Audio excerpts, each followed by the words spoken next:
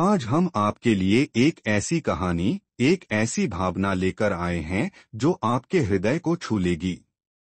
यह है नीम करौली बाबा और श्री कृष्ण के बीच का वह पवित्र संबंध जो शब्दों से परे है, परंतु अनुभव से अत्यंत गहरा है।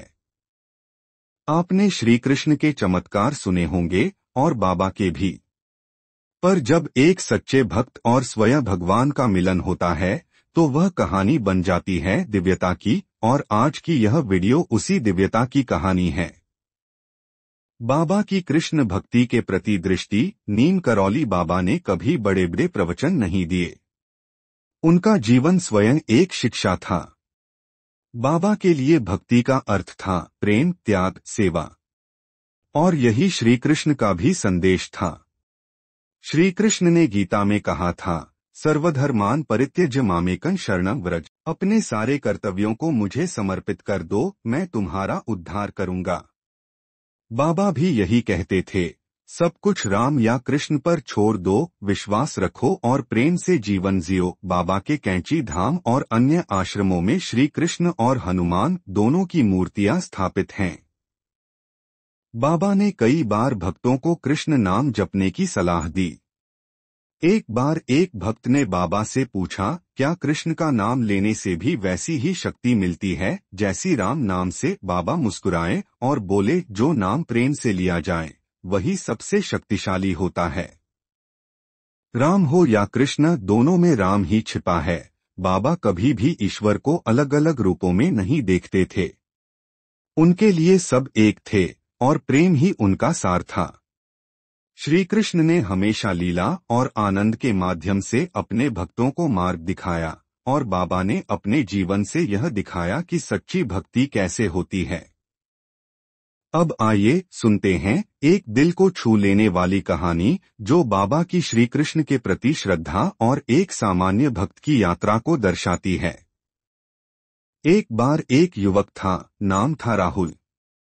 वह पढ़ा लिखा था, नौकरी भी करता था, पर मन हमेशा अशांत रहता था। दिन भर सोचता रहता, मैं क्या कर रहा हूँ? क्या यही जीवन है? मन में शांति क्यों नहीं? उसने कई किताबें पढ़ी, योगा किया, ध्यान लगाया, पर चैन नहीं मिला। एक दिन उसके एक मित्र ने उसे बाबा नीम करौली महाराज जी के बारे में बताया और कहा, एक बार कैंची धाम जाकर देख, शायद तुझे अपने प्रश्नों का उत्तर मिल जाए। राहुल किसी चमत्कार की उम्मीद नहीं कर रहा था, पर फिर भी चल पड़ा। जब वह बाबा के आश्रम पहुंचा तो एक अजीब सी शांति महसूस हुई। वह बाबा की तस्वीर के सामने बैठ गया, आंखें बंद की, और अचानक उसके हृदय से आवाज आई, कृष्ण का नाम लो। वह चौंका, आंखें खोली, कोई नहीं था, पर भीतर कुछ बदल चुका था। उसी दिन से उसने श्रीमद् भगवद गीता का पाठ शुरू किया।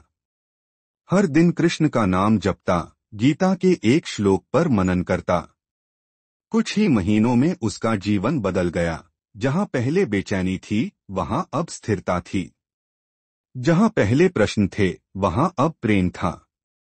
वह फिर कैंची धाम लौटा, बाबा की तस्वीर के सामने बैठकर रो पड़ा, धन्य हैं आप बाबा, जिन्होंने मुझे कृष्ण से जोड़ दिया। इस कहानी से हमें यह समझ में आता है कि बाबा नीम करौली कभी किसी धर्म या मार्ग को छोटा नहीं समझते थे। कृष्ण का मार्ग भक्ति हो या कर्मयोग, बाबा के जीवन में जीवंत था। श्री कृष्ण ने कहा था, भक्तस्य में प्रिय, मुझे मेरा भक्त प्रिय है। बाबा ने भी हर भक्त को बिना किसी भेदभाव के प्रेम दिया, चाहे अमीर हो या गरीब, सबको समान ही रखा। बाबा अक्सर कहते थे कि प्रेम ही भक्ति है और प्रेम की शुरुआत अपने भीतर से होती है। इसी प्रकार श्री कृष्ण ने अर्जुन से कहा था, जो अपने कर्म में स्थित है, जो प्रेम करता है, मैं उसमें ही वास करता हूँ। कई भक्त भी कहते थे कि बाबा, जब हम आपको देखते हैं तो लगता है जैसे स्वयं कृष्ण हमें देख रहे हैं। नीम करौली बाबा और श्री कृष्ण दोनों ने प्रेम का मार्ग दिखाया। एक ने गीता में शब्द दिए, दूसरे ने जीवन से उन्हें जिया। जब भक्त और भगवान एक हो जाते हैं तो जगत में दिव्यता बरसने लगती है। अगर आपको यह वीडियो पसंद आई हो तो लाइक करें, शेयर करें और कमेंट में जरूर लिखें, क्या आपने कभी नीम करौली बाबा या श्री कृष्ण का कोई चमत्कार अनुभव किया है।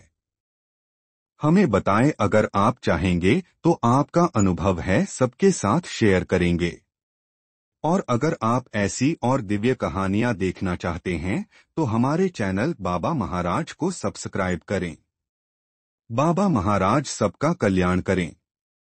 जय श्री कृष्ण। जय बाबा नीम करौली महाराज जी की।